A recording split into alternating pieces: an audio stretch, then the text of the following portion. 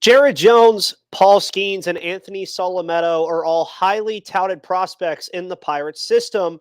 But what are the chances we see any of the trio make their way to Pittsburgh in 2024? You are Locked On Pirates, your daily Pittsburgh Pirates podcast. Part of the Locked On Podcast Network, your team every day.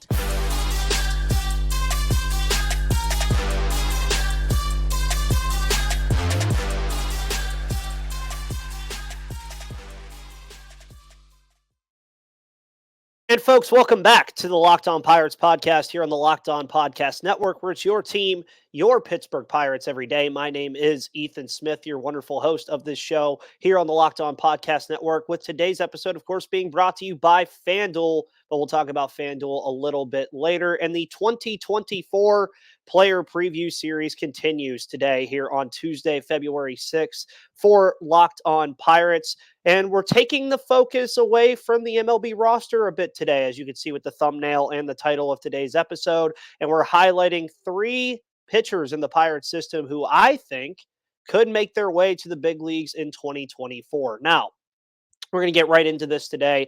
And if you've listened to this show, you know, folks, that I love Jared Jones. And we're talking about him first as part of this trio of pitchers that we're going to talk about today. And you look at the 2023 campaign for a guy like Jared Jones, and it was really one of those campaigns where you started to finally take notice that Jared Jones was going to be a strong pitcher for this Pirates team in the near future. He had obviously considerable success since being drafted in 2020, but he did post multiple career bests in 2023. He had a 3.85 ERA, 126 and 1/3 innings pitched, 146 strikeouts, and a 1.23 whip. Of course, that was in his time between Altoona and, of course, Indianapolis. Now, in the 2022 season, we saw him in Greensboro. Performed well there just because I truly think that Jared Jones was just too good for Greensboro at the time, but he was still relatively new, and it was his first full campaign with everything going on in 2021 and, of course, COVID in 2020. And he dominated in Altoona, folks. I mean, you look at what he did in Altoona, and there's a show that we had last week as well where I talk about a lot of this stuff, but I feel like it's worth mentioning again, is Jones just dominated in Altoona. He really did. He posted a 2.23 ERA in 10 starts. And yeah, it's okay to see those numbers that he had in Altoona and say that he saw a dip in production when he went to Indianapolis. He had a 4.72 ERA in Indy with 15 starts at AAA. But his other statistics, I think, speak to how well he performed in Indianapolis, despite that ERA being a little bit higher than it was in Altoona. I mean, you look at his 82 innings pitched that he had in AAA last year. He allowed a 240 opponent batting average, which was his third best mark of his career, while also posting 99 strikeouts to 34 walks, a credit to his control over command delivery that he kind of has. And you guys know that I love bringing up strikeout to walk rates just because ultimately that's what really makes a very good pitcher at the MLB levels. If you're throwing more strikeouts than you are throwing walks, you're going to more often than not be a pretty good pitcher at this level. He also achieved 4 quality starts last year, the most that he's had at any level of the system. I believe he had 3 in Greensboro in 2022, and I believe he had 2 or 3 in Altoona last year, while also doing that as a credit again to his strikeout rate. He had a K per 9 at 10.87, which was the second highest mark that he had in his career as well. Now, a lot of credit in why Jared Jones kind of leaped up in the system and why his name has been mentioned so much on this show and mentioned so much by people who follow prospects in the Pirates system and prospects in general, is because the September that Jared Jones had was really what I think drove a lot of people to say, okay, this kid might be pretty good, folks, because in September last year, he posted a 2.78 ERA in September for Indianapolis with 21 strikeouts over 22 and 2/3 innings pitched. And he also, folks, only allowed an opponent batting average below the Mendoza line at 198. So you look at the climb that he made through the system, and really those statistics in September when he finally got his footing in AAA really proved that his climb through the system was no joke. Now, we're all kind of previewing 2024 here with me and doing this with this player preview series. And for Jones, when you're looking at 2024 for him, and you look at the state of the Pirates rotation and the state of the pitchers that they have available at their disposal right now in the system, Jones will be at spring training, much like everybody else. And he's likely going to get a pretty long look from the organization. I mean, you're talking about a guy, and I'll mention this again, who's pitched over 120 innings the last 2 years, has done very well in those innings, and also has been nationally recognized as the number 62 prospect in all of baseball. Now, what you're going to see in spring training from a guy like Jared Jones, and it's his calling card, and it's a large reason why he has a chance to come up this year, is that he's going to fill up the strike zone, and not only fill up the strike zone, he's going to be all over the strike zone. He knows how to place his pitches well. He's starting to grow confidence in his off speed and secondary pitches outside of the fastball. The fastball, of course, already being a plus pitch for him, and he is more of a control than command pitcher, as Pipeline suggests. But Pipeline also says in their little kind of graphic that they have on all of these players that he's not only continued to grow physically, but he's also grown mentally as well, not really getting shook up by those tough situations that these pitchers can deal with in the minor league system as they're kind of trying new things with their pitch mix or really acclimating to a professional schedule. Now, between this trio, I think it is important to note, and I'm not going to bury the lead here at all, that I expect Jones to be the first on the call-up list between these three pitchers. These three pitchers, of course, being Jared Jones, Paul Skenes, and Anthony Solometo.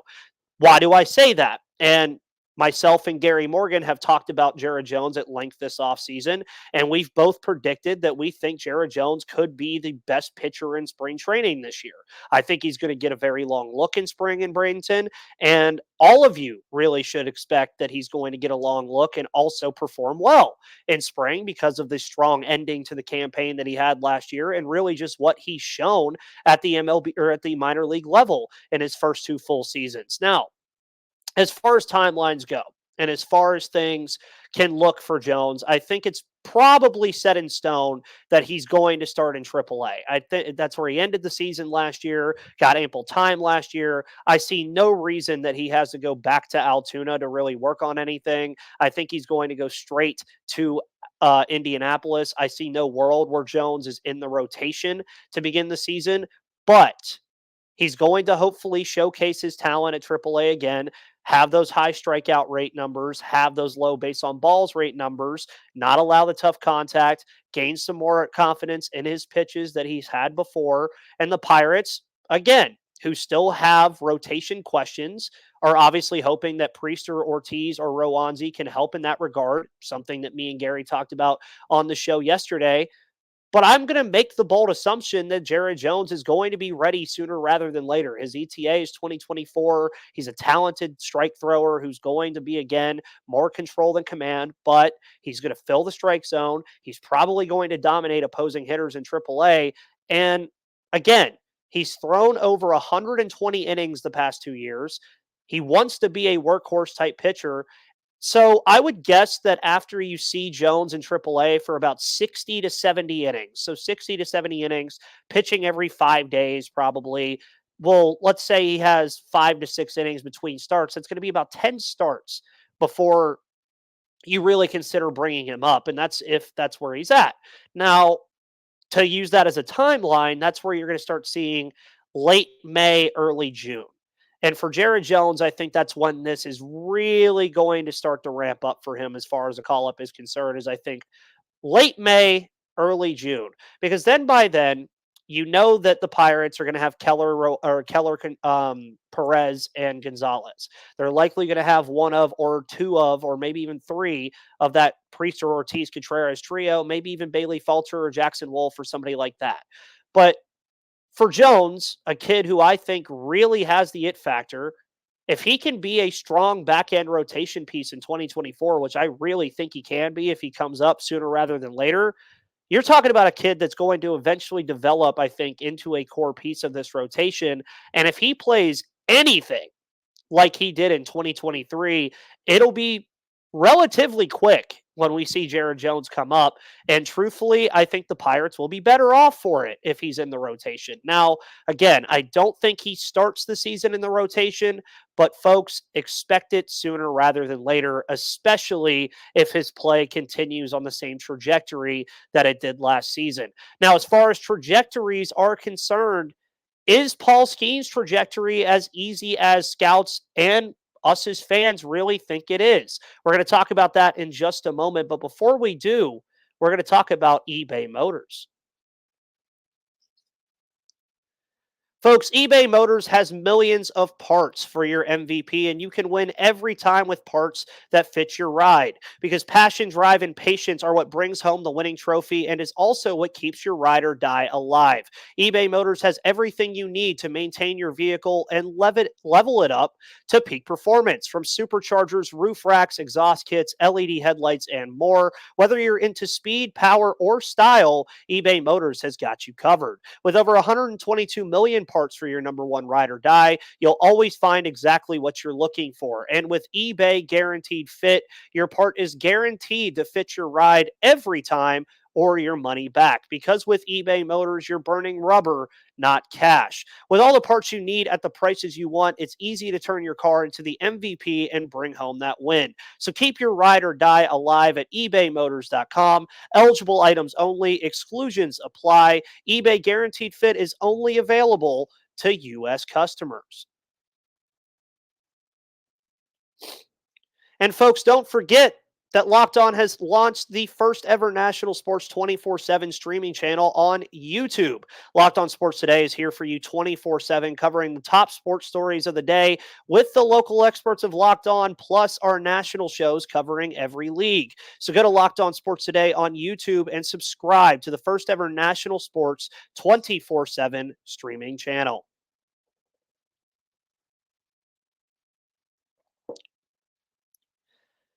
And folks, welcome back to the Locked On Pirates podcast here on the Locked On Podcast Network, where it's your team, your Pittsburgh Pirates every day. And we're going to jump right into segment 2 today as we're doing the 2024 player preview series, discussing 3 of the top prospects in the Pirates system as of right now. Of course, the top one, and it's going to continue to be the top one, being Paul Skenes. And you heard me ask the question before the break, is Paul Skenes' trajectory as easy as we truly think it is? Now, ever since the Pirates selected Skenes number 1 overall last year, it was the pick that I wanted. It was a pick that was widely regarded as a very good one for the Pittsburgh Pirates. And yeah, there was a lot of talk about, were they going to go Dylan Cruz? Were they going to go Wyatt Langford? They ultimately went with a guy that has been regarded as the best pitching prospect since Steven Strasburg, and questions immediately rose about the timeline and trajectory to the MLB level that Paul Skenes would have. Now, you look at last season, and we did get a small taste of Paul Skenes. We got to see 6.2 innings pitched over 5 appearances from him. And to be transparent about it, he struggled at AA in his 2 outings, albeit only throwing 2 2/3 innings. So here's what I'm going to say before we continue this conversation. Anything that Paul Skenes did last year in the Pittsburgh Pirates organization, just erase it from your memory, because the Pirates were treating him like porcelain fine china. They were not going to let anything happen to him, especially after the workload that he had in Baton Rouge that led to the Tigers winning the College World Series. And I don't think that this is exactly anything that's going to, warrant, I haven't heard this one before. But I think when you look at Skenes, he's as interesting as any prospect in baseball right now, because hype surrounds him, cameras follow him, attention seeks him, and he's just a talented baseball player. And there's no other way to really spin that when it comes to Paul Skenes. So when you hear all those things, you'd expect that Skenes would be up here right away, with comments, of course, on his play being consistent across the board, that his floor is likely higher than some MLB starters today. That is stuff that scouts have said about Paul Skenes. But I don't think penning Skenes into the rotation at any point in 2024 is as easy as we truly think it is. Now, 2024 will be his first full campaign in the Pirates organization. And the likelihood we get an immense look at him in spring is very small. I think we maybe see him 2, maybe 3 times in very short work, and then they're going to send him right off to Altoona. That's more than likely what's going to happen, and they're going to thank him for what he did in spring training, and that's going to be that. Now, he'll start in Double A, and I'm confident in saying that. That's the highest he got last year with those 2 starts, and he's only thrown 2 innings at that level, and that's usually a pretty good benchmark for pitchers for the Pittsburgh Pirates, is to send them to Altoona. And sending him to Greensboro, really, I was thinking of a better way to say this. Sending him to Greensboro, to me, achieves absolutely nothing. I just don't think it really does. I don't think he needs to face single-A opposition. I just think Paul Skenes is much better than that, and I just don't think it really achieves anything, especially considering the innings pitched that he would get in Greensboro would be kind of wasteful to me. Now, if I had to preview, quote unquote, or predict what the outlook for Skenes is, I think it really does depend on his performance. And you're going to hear me say that a lot in this episode. You kind of heard me say it about Jones already. You're going to hear me say it about Skenes. You're going to hear me say it about Solometo. But if he performs well at Double A, that's Paul Skenes, that is, which I myself expect him to. I think many people expect him to. I think you will see him rise to Indianapolis rather fast. Now, what does fast mean? I think much like Jones, who we saw with the 60 to 70 innings thing that I said about him potentially rising to MLB, I think for Skenes, you're going to get more into that 40 to 50 innings range, maybe 60. And then that's where you're going to start seeing him probably get the call up to Indianapolis. Now, either way, he'll have AAA work this year. There's no doubt in my mind about that. But realistically, you have to ask yourselves this question, and I'm asking everybody this question because I think it's a question that needs to be asked. What if Paul Skenes performs at a good / average level, but not the elite level that scouts, the organization, and us fans expect him to achieve? Now, you're talking again about the number 3 overall prospect, not only as far as pitchers are concerned, but he is the highest ranked right-handed pitcher in baseball and the number 3 prospect in all of baseball. Say that's the case, that he performs at a good to average level. And with Jones likely being called up first and one of Priester, Ortiz, or Contreras, as well as Jackson Wolf, JT Brubaker returning, Mike Burrows returning, occupying spots, and hopefully doing it well. So let's just assume they're doing it well. Where does Skenes fit into that? Now, that may sound bad because it's like, well, Paul Skenes is a very talented individual, and I've said that already. If he's playing to a degree to be on this roster by August, September, he'll be here. Don't get any of that twisted. I don't care who's here. Skenes will be here if he's performing to a degree, a MLB degree level that pertains for him being here. Many will ask for a timeline on this. And if I have to give one, which I will, I expect at the earliest, Skenes would be here post-trade deadline in early August. Because then, depending on where Pittsburgh is, or even if they are competing, are Martin Perez and Marco Gonzalez still in this rotation? That largely, I think, hinges on, again, what we see from Priester and Rowe and Ortiz and Jones and Brubaker and Wolf and Falter and all these other guys. If those guys are working out as very good rotational pieces, then I see no reason why Perez and Gonzalez would have to still be here. If they're competing, I would like them to be here because you can never have enough pitchers. But that's what I would expect, is at the earliest we see Paul Skenes in August. At the latest, if he were to debut this year, which I think is more likely than him not debuting, September call-ups at some point would be where you would see him. But I don't think we should expect anything sooner than August unless injuries happen, which they do, and it's a need for Skenes to be here. Now, the biggest thing for Skenes in my eyes is 3 things. 1, developing at a consistent rate. I don't need Skenes to develop at the turn of a hat and when I wake up one morning, all of a sudden he's generational. Just develop consistently.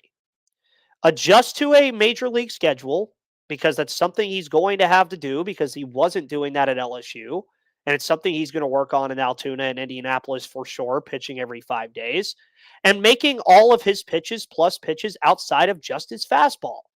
Those are the three things that I want to see from Skenes. We know the fastball is elite. We know the other stuff has the potential to be elite. And if it can develop quickly and at a consistent rate, Paul Skenes will be here sooner rather than later. And if he does these things, he'll be just fine because he's just really, to be blunt, too talented for any coach, including Oscar Marine, to mess it up. And I'd say it's more likely, again, that we do see Skenes in Pittsburgh than not in 2024. But I don't expect it to be lengthy. I don't expect it to be over a long period of time. As I mentioned, August at the earliest. And 2025 will be his year to fully emerge as a prominent rotational piece. And I see nothing wrong with that. I don't think the Pirates need to be in a rush to bring up Paul Skenes. I don't think that it's a requirement of them to bring him up very quickly and ingrain him in this rotation immediately because even for how good he is, he still has things to learn.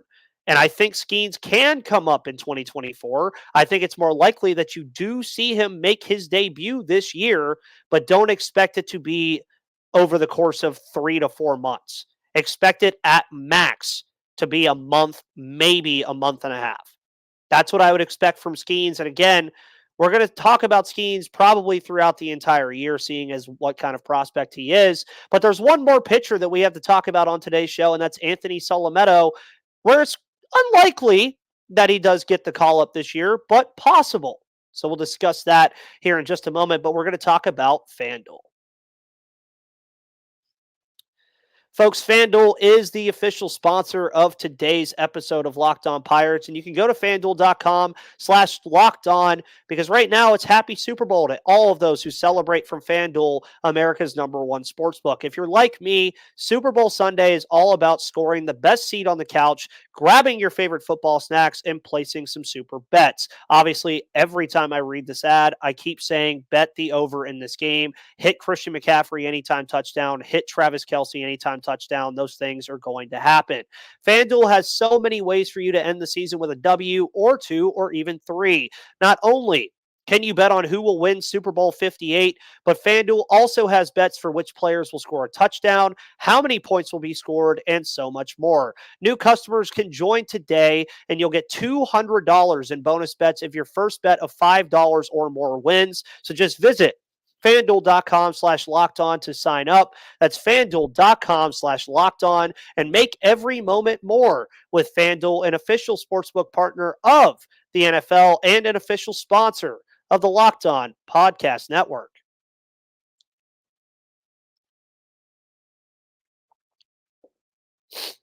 Now wrapping up, of course, this episode of the 2024 Player Preview Series and the Tuesday, February 6th edition of Locked On Pirates. We're going to talk about Anthony Solometo, who of this trio, I think we can all agree that Jared Jones, Paul Skenes, and Solometo as that trio, that Solometo is the least likely to receive a call-up opportunity. But I won't rule it out.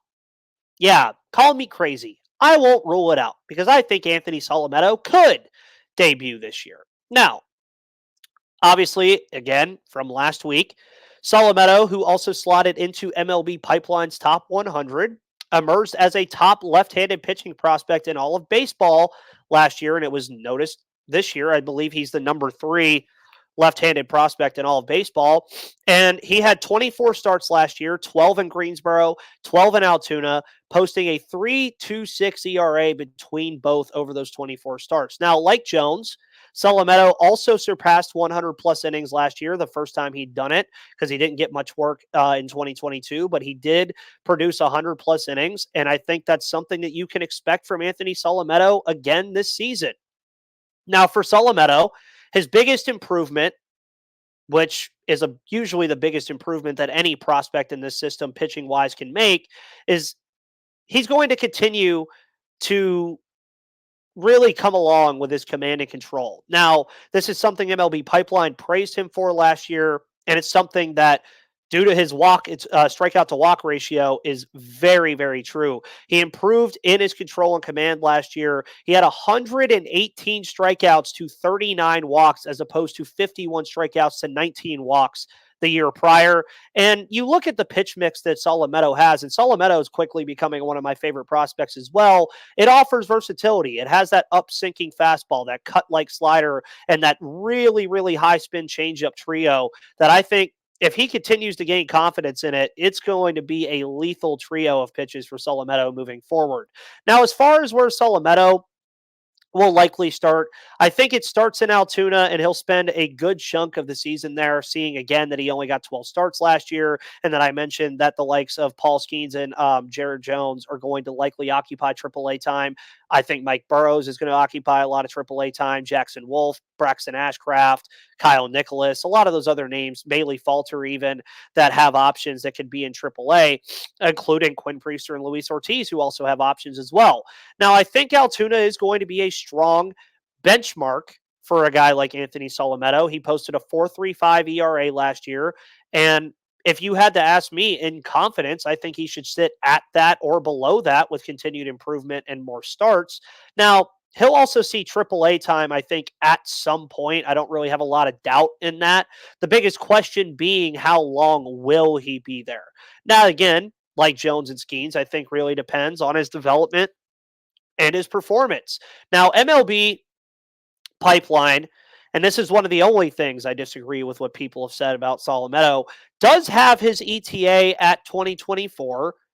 And to be quite honest, I just don't agree with that. And you may be asking why. And I just look at the rotational pieces that are there. And you see, as of right now, the rotation will start with Keller, Gonzalez, and Perez, one of or two of Priester, Contreras, and Ortiz, and then maybe Bailey Falter. That doesn't include Jared Jones, Paul Skenes, the returns of JT Brubaker and Mike Burrows, Jackson Wolf, Braxton Ashcraft, and other guys that they may go and get, because guess what, folks? It's February 6th. Pirates still have time if they want to go add to this rotation. So that's a lot of players and a lot of pitchers for Solometo to jump. And much like the point that I made with Skenes, though, if Anthony Solometo's play does dictate MLB-worthy time, he can make an appearance in PNC at the MLB level in 2024. Now, I think it would be very comparable to what we saw from Luis Ortiz in 2022 when he came up very, very late, only got a couple of starts under his belt, and it would likely be a cup of coffee at best for him. Now, why that's important, I think, is because, one, he can at least get minimal experience at the MLB level. And then come 2025, you're looking at Solometo being a guy that would be pushing for the rotation very early on in 2025, much like I think Jared Jones will do this season. And he'd have done it before. And I think Solometo is definitely one of those pitchers that's only going to continue to get better, especially considering he's shown it already. And yeah, I think you could see all three of these players at some point in a Pittsburgh Pirates uniform this year. Jones, of course, I think being the likeliest to at least get a long-term look.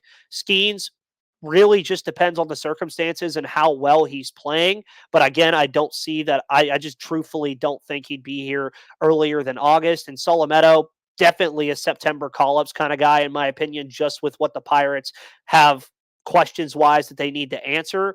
And these three guys are all going to be highlighted on this show a ton in 2024. So get used to getting updates and hearing their names often, because if they work out, folks, that being Jared Jones, Anthony Solometo, and Paul Skenes, not including what else could work out for this team this year, they could create quite the fun problem for the Pirates in 2025 and beyond, and that's a topic for another show. Folks, thank you so much for tuning into this episode of Locked On Pirates here on the Locked On Podcast Network, where it's your team, your Pittsburgh Pirates every day. My name is Ethan Smith. You can follow me right there on Twitter at MVP_Ethan or at Locked On Pirates for all of your news, analysis, opinions, and reactions to everything going on in the world of the Pittsburgh Pirates. You can also find this show on YouTube, Spotify, Odyssey, Google Play, Apple Podcasts, or wherever you get your podcasts. And folks, we'll be back tomorrow as the 2024 player preview series continues. But until then, I will see you on the flip side.